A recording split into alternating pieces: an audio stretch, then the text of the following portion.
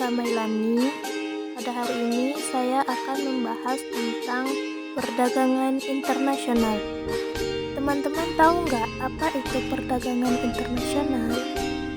Perdagangan internasional adalah kegiatan jual beli yang dilakukan dua pihak yang berbeda negara.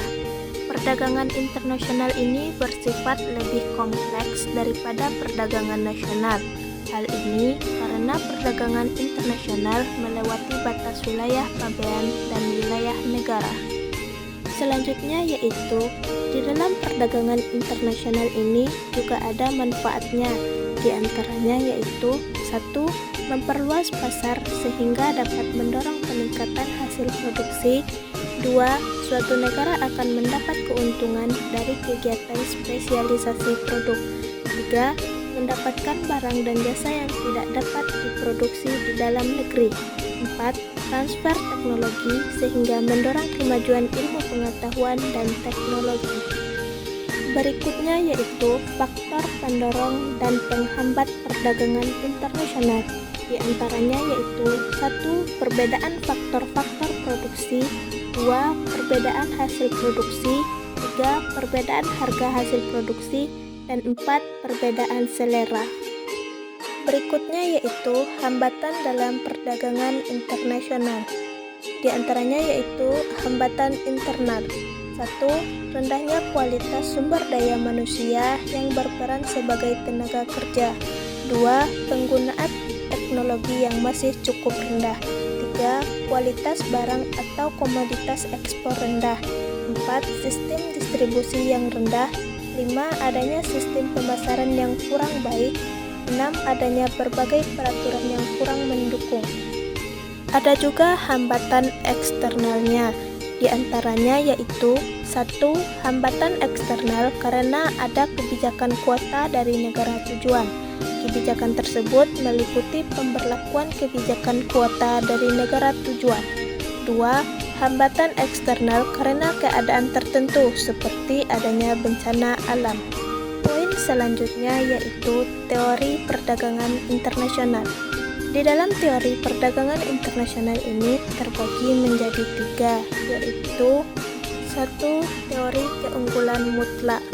Teori ini menjelaskan bahwa sebuah negara akan memiliki keunggulan mutlak apabila suatu negara mutlak dapat menghasilkan sesuatu dengan lebih baik dibandingkan dengan negara-negara lain. Adapun tokoh yang mengemukakan teori ini adalah Adam Smith. Teori yang kedua yaitu teori keunggulan komparatif.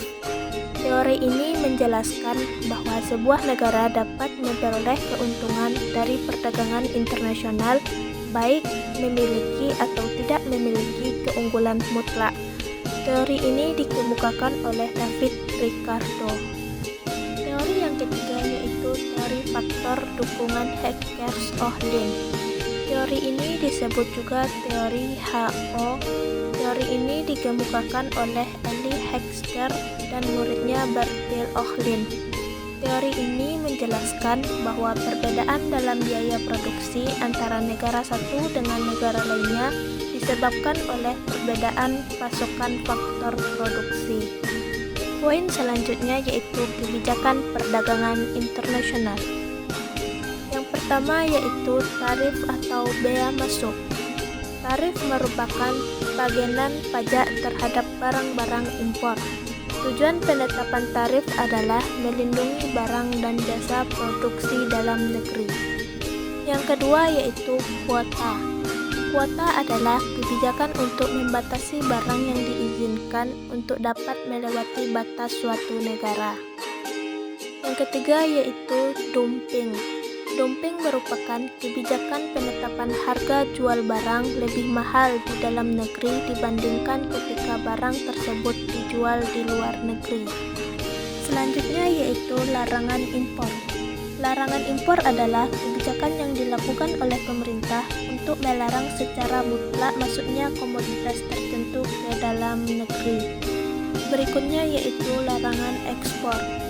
Larangan ekspor adalah kebijakan yang dilakukan pemerintah untuk melarang suatu hasil produksi dijual ke pasar luar negeri.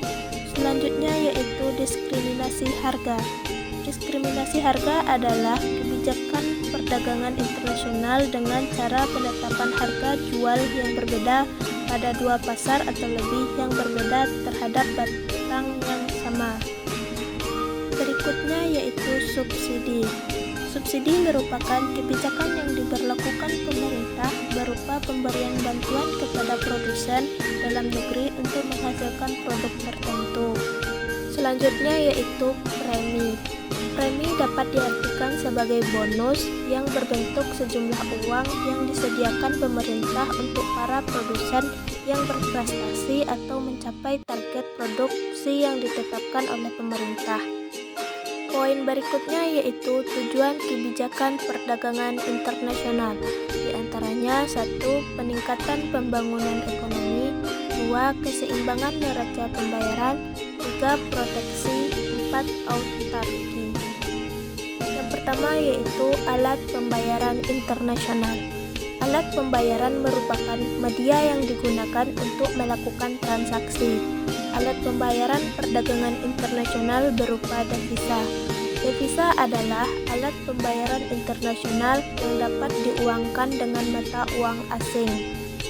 Ada juga fungsi devisa, diantaranya yaitu 1. Sebagai alat tukar internasional, 2. Sebagai alat pengukur nilai perekonomian suatu negara, 3. Sebagai alat penimbun kekayaan. Selanjutnya yaitu sumber devisa, diantaranya 1. Ekspor barang dan jasa, 2. Tarif atau bea masuk barang-barang impor, 3. Penerimaan dividen dari luar negeri, 4. Penerimaan dari wisatawan mancanegara, 5. Hadiah, hibah dan grants, 6. Pinjaman luar negeri. Berikutnya yaitu macam-macam devisa, diantaranya 1. Valuta asing, 2. emas, 3. wasel asing, 4. kabel order, 5. traveler checkway, 6. bill of exchange. Poin selanjutnya yaitu neraca perdagangan dan neraca pembayaran.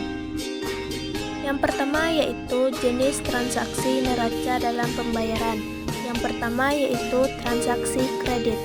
Adalah transaksi yang menimbulkan hak menerima pembayaran dari penduduk negara lain atau transaksi yang menyebabkan mengalirnya arus uang atau devisa dari luar negeri ke dalam negeri.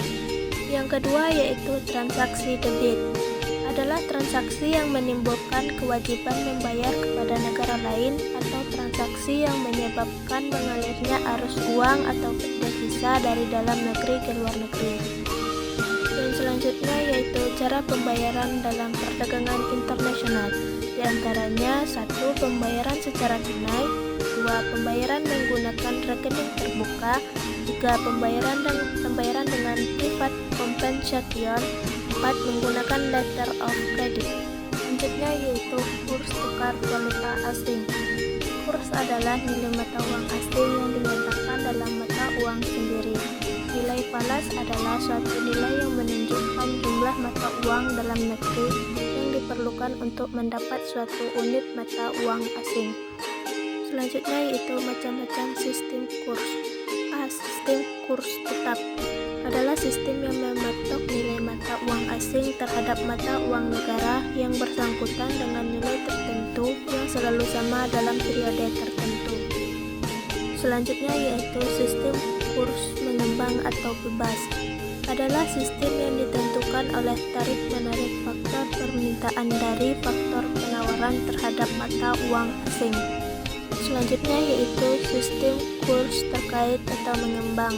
Adalah sistem yang ditentukan oleh nilai tukar dikaitkan dengan nilai mata uang negara lain atau sejenis mata uang tertentu. Sekian, terima kasih.